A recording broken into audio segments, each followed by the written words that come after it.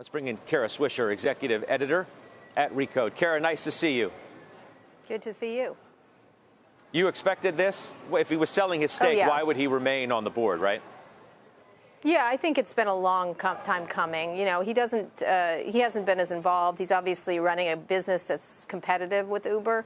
And so it seemed inevitable that he would go. I don't think he has a terrible relationship with the CEO, Recode, but I don't think he's considered a help on the board. And so I think, you know, as he's shed those shares, it just sort of indicated that he wasn't influential at the company anymore after spending so much time trying to keep hold of it, which is really kind of ironic. I was thinking about that this morning.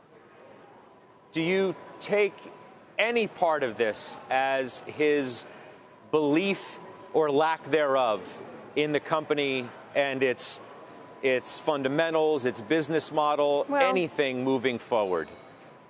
I think it's his belief that he doesn't have influence at the company and therefore can't, you know, do what he wants to do necessarily. You know, his ouster was controversial, obviously, and some people feel like they need a CEO like that who is as aggressive as he is in this time. I think the problem with Uber is economics and cleaning up a lot of the mess that he made as CEO.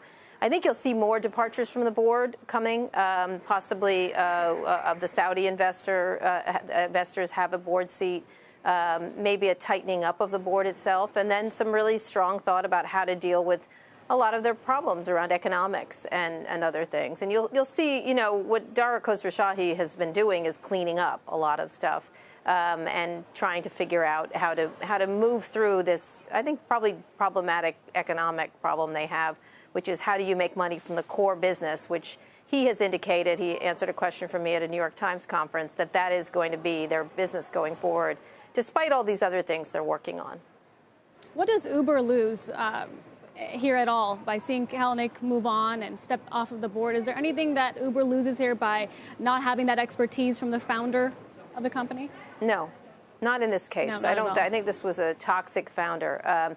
So I don't know. I think he's a really interesting and creative person. His new business is interesting. You know, he's been investing, but this CloudKitchens thing, which he actually took money from the Saudis, is an interesting business. And so he's off doing he's an entrepreneur. Whatever you think of Travis Kalanick, he's a really interesting entrepreneur. And so I think he's more interested in doing his next thing.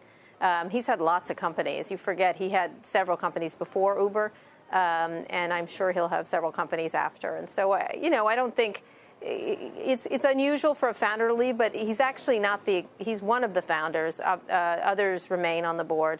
And I think the issues around Uber are around execution now, not necessarily vision.